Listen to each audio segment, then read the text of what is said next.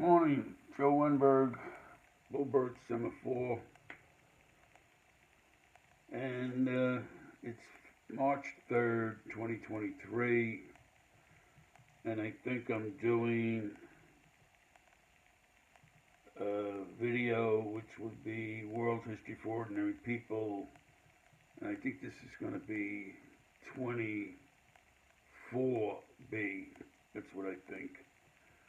But I'm not sure. I haven't checked that for a while. Listen, I want to talk more world history, particularly, well, maybe in two places, a little bit in, mostly in Europe and a little bit in West Africa. I think I was doing that same talk last time. But the point is that in Europe, I'm reading about the Balkan Peninsula, and I'm getting a lot of my information from a book by a fella, Ferdinand Schivo. Let me see if I get that better than that. Ferdinand, well, it's Ferdinand something. Ferdinand, Schevil. Ferdinand Schivo. I had it written down here, but it seems to be evading me.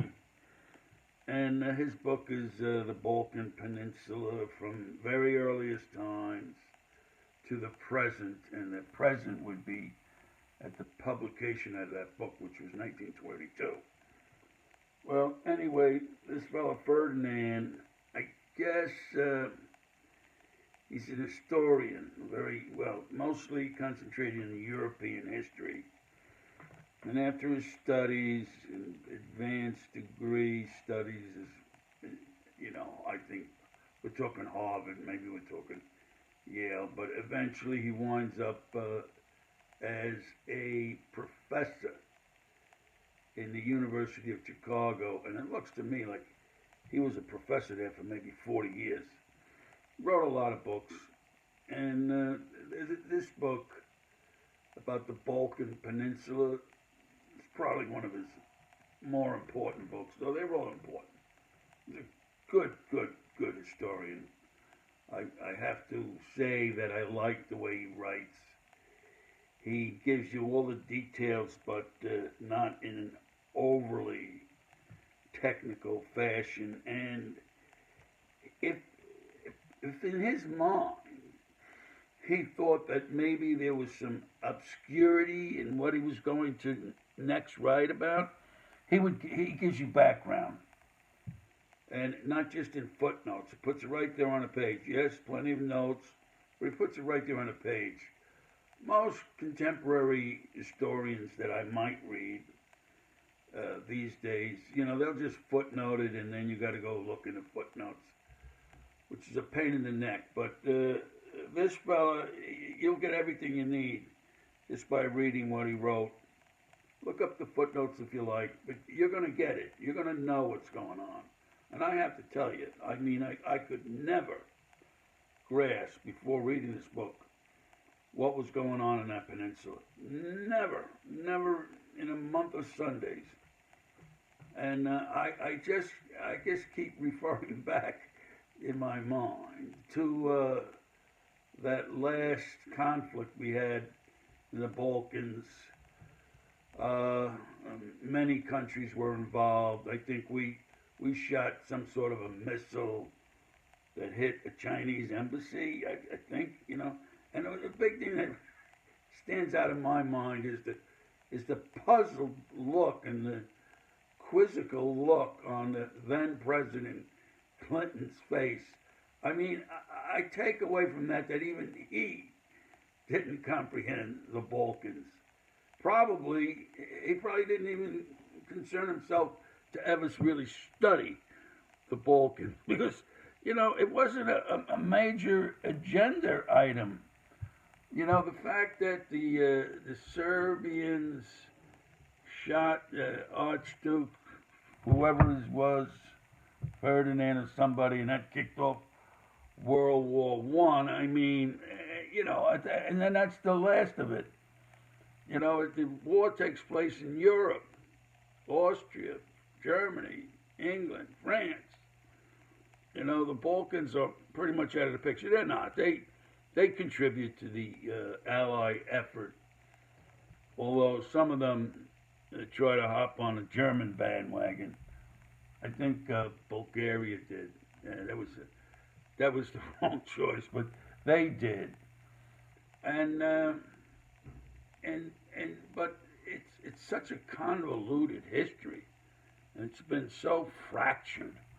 All the territories.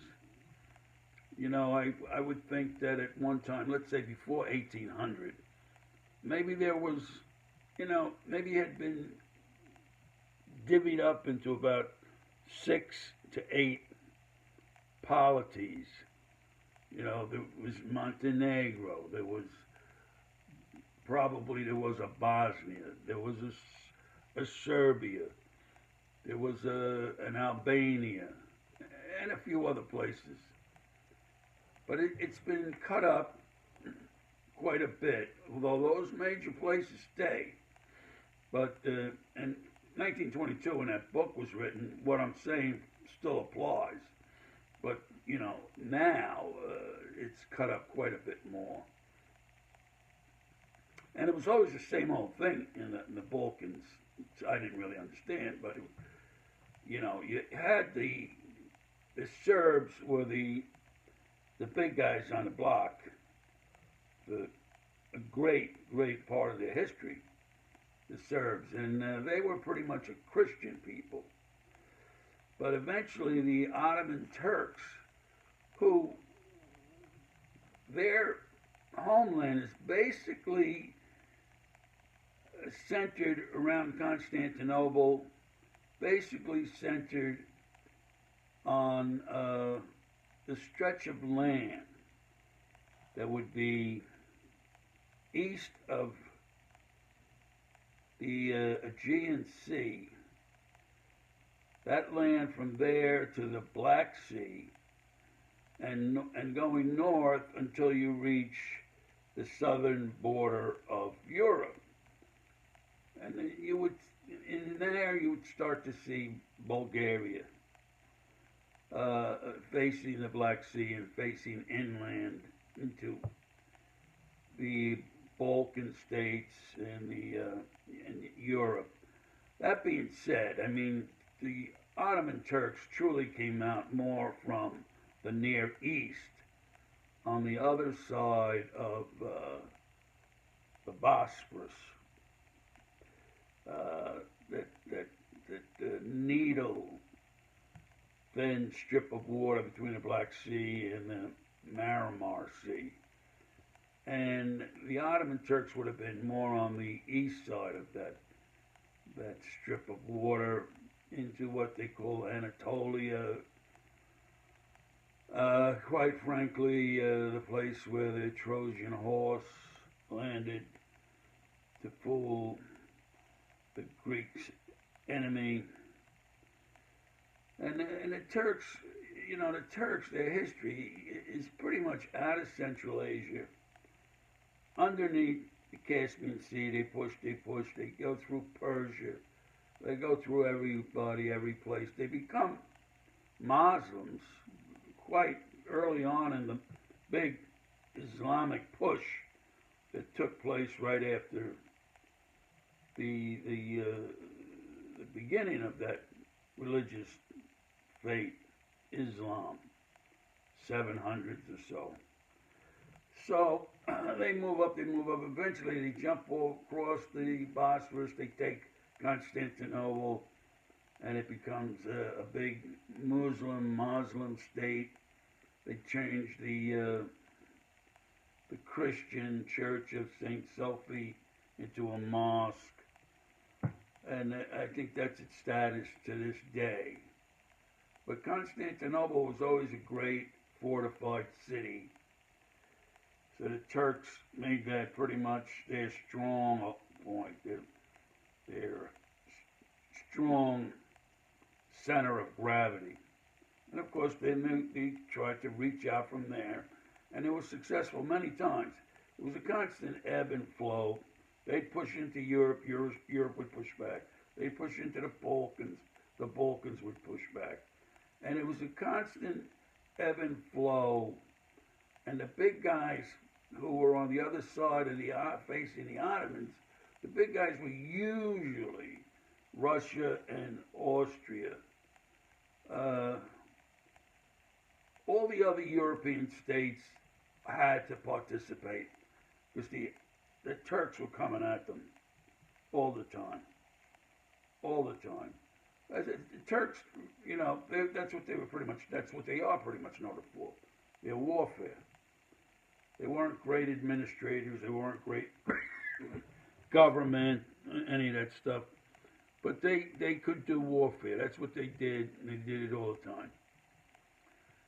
So, I'm reading this book, and just certain things are becoming aware to me. You know, the ruggedness of the country, the vastness of its reaches. You know, the northern border, one of the big northern borders, is the Danube. So along many, many miles of that river's southern shore, below it is the Balkans, which of course you can tell that makes it a very important place in world history. The Danube. Excuse me. And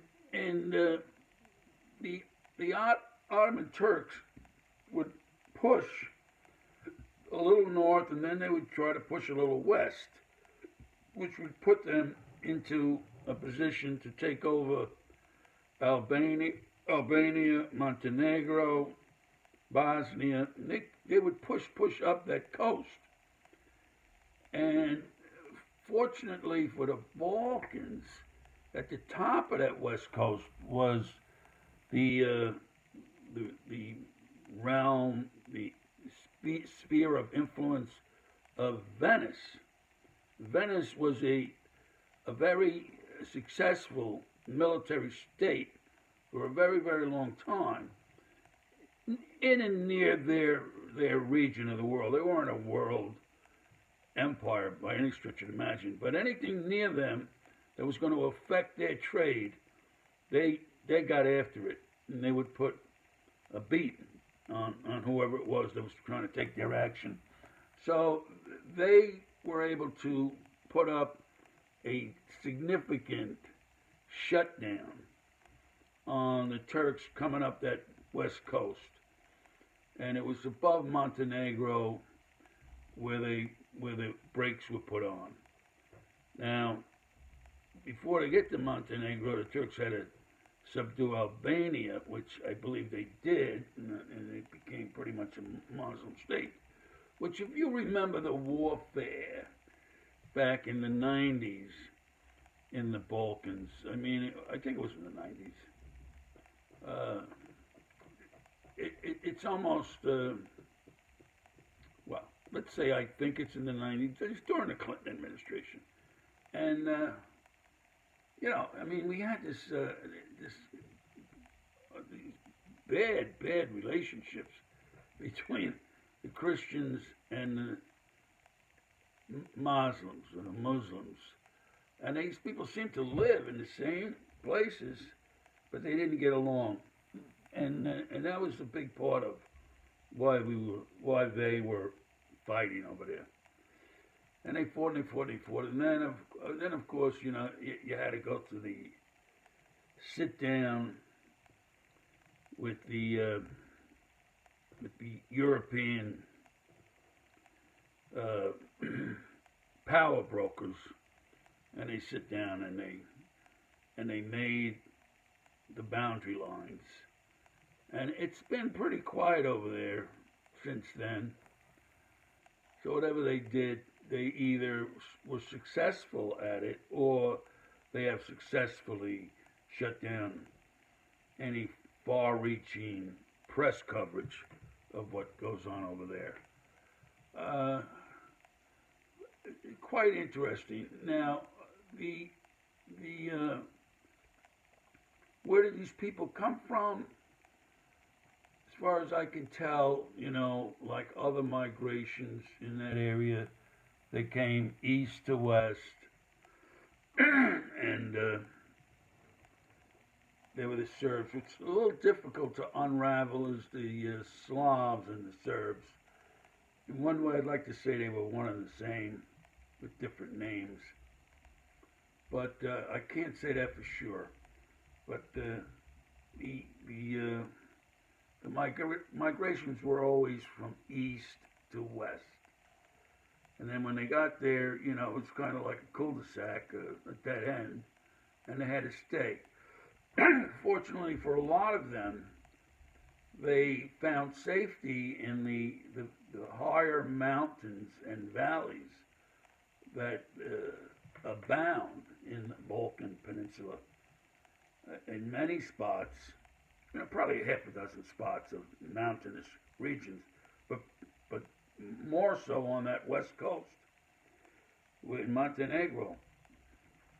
I think that means Black Mountain, I think. And it's very craggy, fractured mountains, little vegetation, very difficult spot. Most invading armies and what have you avoided it like the plague.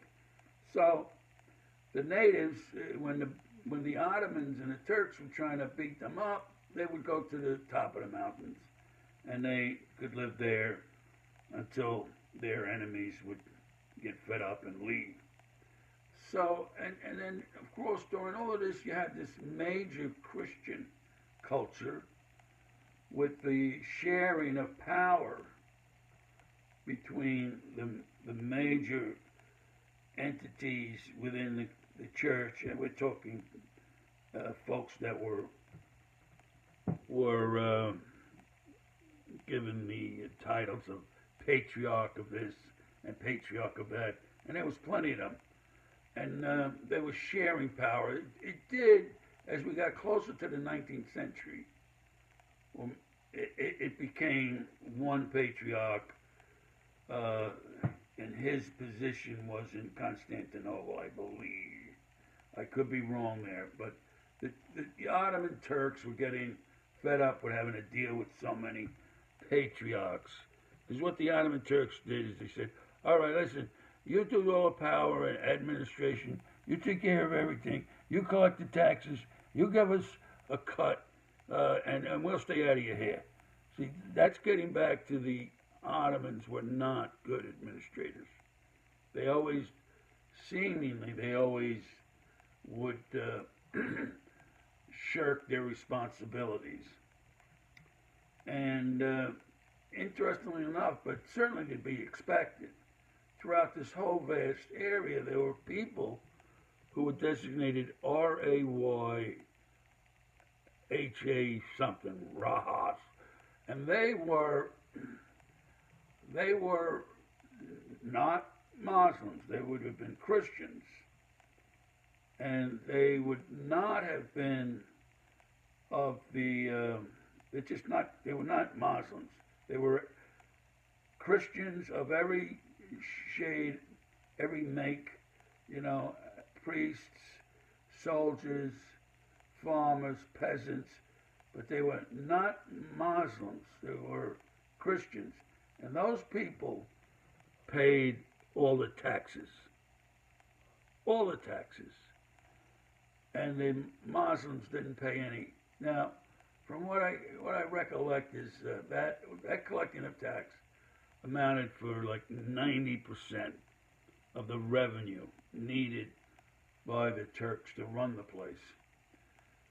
So once again, and this is throughout world history, throughout it, it's always the same thing. A ruling elite taxes everybody else, and the ruling elite does not pay taxes. That is a guarantee. I don't care where you go, you open up the history book, and that's what you're going to find. You're going to find that the poor people, the underclasses, pay the taxes. The elites don't.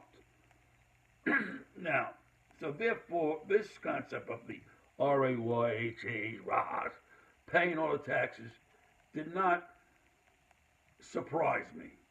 Because, I've been reading that everywhere I look. That's the story.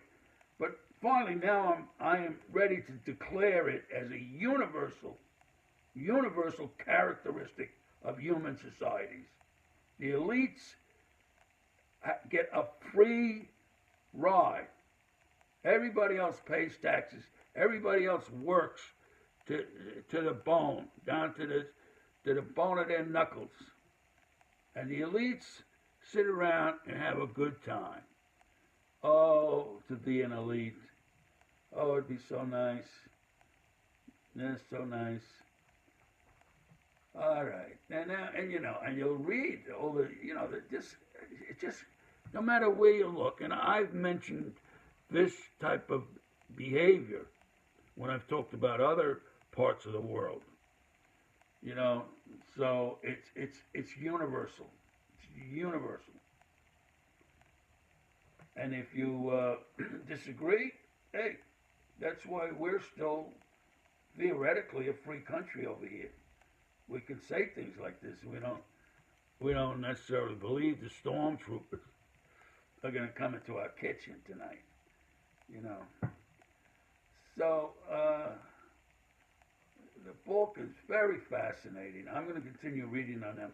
Hey, I like that Eastern influence that they've had on their method of living. We're talking from Bulgaria to Hungary to Romania. Is it Wachovia, Moldova? All these places have always fascinated me.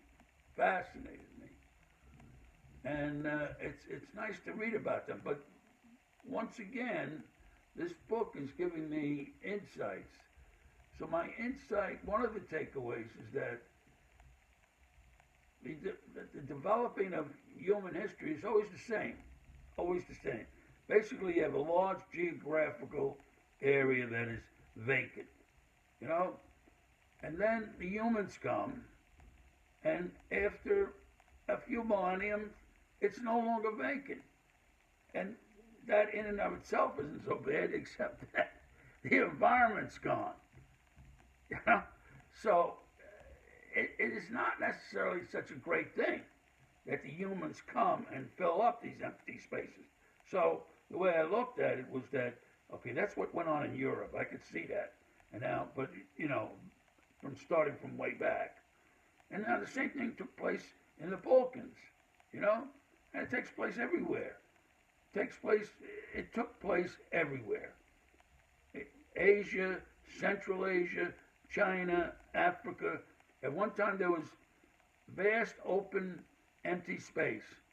Humans came in, populated it, and the environment's gone. Now, there's still trees, there's still rivers, there's still lakes and flowers and animals. There is. I'm not saying it's all gone, but, Europe does not look like Europe 2000 BC. You can be sure of that. Nor do the Balkans. What about right here in the good old USA? All right, this was a great, big, vast green spot. All right, it's not that anymore. The Great Plains are gone. The eastern woodland forest is gone. The redwood forests are gone. The shorelines are gone. So, big, big empty space. Humans come, big empty space goes away. Now, on the other hand, and you say, well, you're exaggerating. Let me tell you, I pay attention. So the latest factoid I clipped off of YouTube, I think it was a YouTube video, but it's more like a documentary that I'm getting these days off of YouTube. We were talking about the Ganges, extremely polluted river. But the people there still love it, revere it. They bathe in it. They got to go once in their life. You know, otherwise I'm not going to go to heaven. And yet, but you know, the signs are and have become easy to discern in the recent days, recent ages, that the flow of the river is decreasing. So, am I exaggerating when I say things are not that great? Well, as far as the Ganges is concerned, based on this documentary and people in the documentary quoting science and scientific environmental organizations, say that by 1930, the Ganges will not be getting water as they're getting it now. Basically, they get it now from the glacial melt off of certain Himalaya mountains. The glacier, they refer to it as. Well, that's 1930, which in and of itself is a very bad thing. But by 20, 21, what are we doing here? This is 2022. Yeah, it's not 21. 20, 22, whatever. So what they're saying is that by 2050, that glacier sitting on the top of the Himalayan mountains is gone. Gone. And, you know, once that really happens, not only will the water entering the Ganges be decreased, it too will be gone. So, am I exaggerating? No. Is it time for human beings to stand up and take notice? Yes. Will they? No, they won't. This is going to go on and on and on. You know, it's just, that's the way it is. That's the way it is. I don't care where you look. You look deep enough, you're going to see the threats to the planet. They're all over the place. And when these things start happening big time, then you're going to get synchronicity, or whatever the word is. That it won't just be that glacier. It'll be the Everglades. The Everglades, sure. It'll be the Amazon. It'll be Indonesia. It'll be Asia. All these places that are half gone now, they're going to be all gone. And it's all going to happen at once. The possibility exists that it'll all happen at once. And those companies that are currently in the business of making gas masks and oxygen tanks, they're going to make a bundle of money. Oh my goodness. I'm going to look for investments. I got to invest in those companies. I'll make a real killing. Listen, but I'll be gone by then, so I'm not going to worry about it. So we talked about the takeaway from reading about the Balkans and getting the ideas that at one time places like Europe and the Balkans were empty. The humans came on their migrations, no longer empty, and what suffers the most? The biomass. The biomass decreases. Eventually it's gone. But every human being on the planet has multiple pairs of genes. Every human being on the planet has a cell phone. They have TVs. They have all this great stuff. And why should we, the so-called developed countries, say, well, listen, we don't have enough resources for everybody to have a cell phone. So you guys, you Johnny-come-latelys, you can't have cell phones, you can't have TVs, you can't have refrigerators, blah, blah, blah. No, everybody's going to have one. Everybody's going to do what everybody's going to do. And that's it. There's no political will or political power, okay, to turn this around. It isn't out there. It's not. Now, I also wanted to say a few brief words about West Africa, which, essentially the same thing. At one time, going way back, most of Africa was was empty spaces. And now that's not the case anymore. There's multiple urban spots and multiple agricultural spots and timber spots and plantation spots throughout that continent. But it being the vast continent that it is, it's still not on anybody's hit list to prevent environmental damage. Although there are organizations trying to save Africa, to save the environment, because the animals suffer the worst, where there's, like in India, let's say, let's jump to the continents, go to India. I mean, when those environments get threatened, the first thing that go are the large mammals, which means the tiger, and or the elephant, and so on. So we don't want to see that happen. And in Africa, I don't know if it's reasonable to say that the lion is threatened. I don't know. I really haven't looked into much of that, although you think I would, because Africa was always first on my hit list to understand and know about. But I think I got sidetracked. And what I do see, I've seen a lot of these video documentaries on particularly West Africa, but other countries, and what I have to tell you, if you're watching these videos on YouTube, they're all very well and good, but just be careful. They're very superficial. They don't drill down. They give you an overview of what's going on there.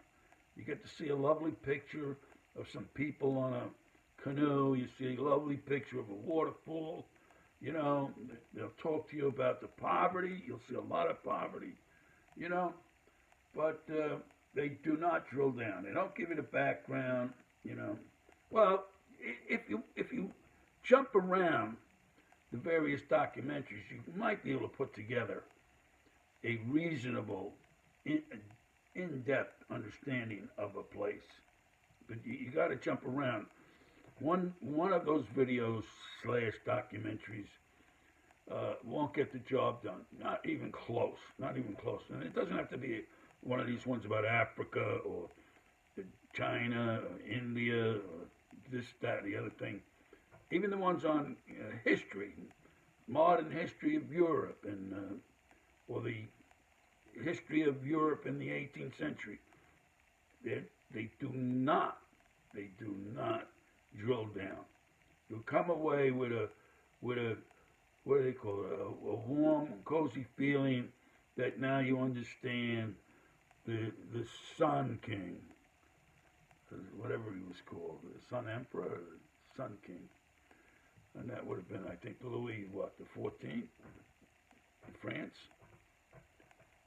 So, but I do recommend it. I really do, because if you'll get motivated to get a book out of the library and read up on what you're seeing on the YouTube video, or you will, that's what I could see happening, and then you start to get that in-depth knowledge, to go along with the warm and fuzzy feeling that you know what's going on. And but just be careful. They're not in depth, so you don't want to present yourself to your best friend forever as being an expert in say the Crimean War, which is another thing that I didn't know a lot about, but I've just put together two documentaries off of that YouTube channel. You get it on your television. You bang in a couple of numbers, and you get presented with thousands of them. They already know about me. They always send me the same old types, But, I bounce around. And the two that I saw on the Crimean War, these were rather in-depth, but very from a military point of view. Well, what else would they be if it's about the war? Okay, but still, a little more background. Like, for example, they could have emphasized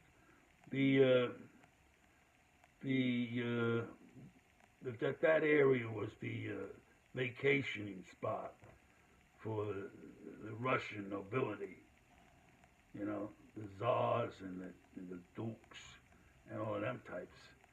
They all come down there, the Black Sea coast, the Crimea, and so on, and they spend some parts of the summer there. They could have went into that, but they didn't. They stayed on topic. The war. And check this out. I thought this was atrocious. So they're there, and they didn't know what they were getting into. Everybody thought it was going to be a small-time, 6-month war. You know, it turned out to be like, I think, a 6-year war or a 4-year war or anything, but certainly not a 6-month war. So the poor Russians were now there for the winter, and I don't know why, but the winter was just horrendous. Cold like you wouldn't believe. And maybe it's because it's near the big body of water and you get the moisture and the cold.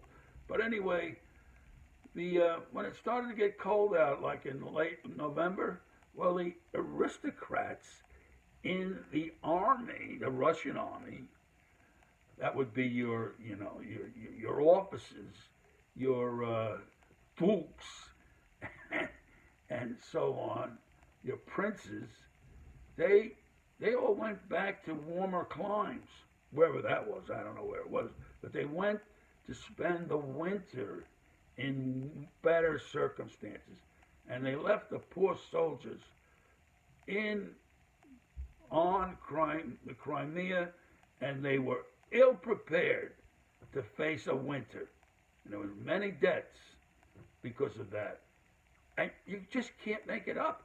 These guys, these officers, and their aristocratic buddies all thought it was a wonderful thing. You know, well, we're going to go home. It's too cold down here. We're going home. And this is what's in the mind of people who run the world. You know, it's in their mind. It's in their DNA. We're going to do what's good for us. Screw everybody else. So my big disappointment, though, on this topic is that in these documentaries they pointed out, and I don't know for what reason, but they pointed out multiple times that poor old Count Tolstoy was a officer, I think an officer of artillery in the Russian army at the time. He was down there. He was fighting. But I didn't get, whether he stayed during the winter or not. I'd like to believe he stayed with his men. That's what I'd like to believe, because he does come off as, I know a little of his biography. He does come off as a man on the right side of the arguments, a man with some compassion and the ability to see through the injustice of the world. So, but they don't point that out in there. I'd have to do some serious digging to find out if Count Tolstoy stayed in the Crimea during the cold spells. Be that as it may, I could wrap this up now. Let me just go back to West Africa. There's a lot going on there. I'm seeing a lot, but I see it from contemporary videos on these YouTube channels. I'm still seeing a lot of poverty, a lot of environment that's being abused. And by being abused, I mean there's a lot of erosion going on and that sort of thing.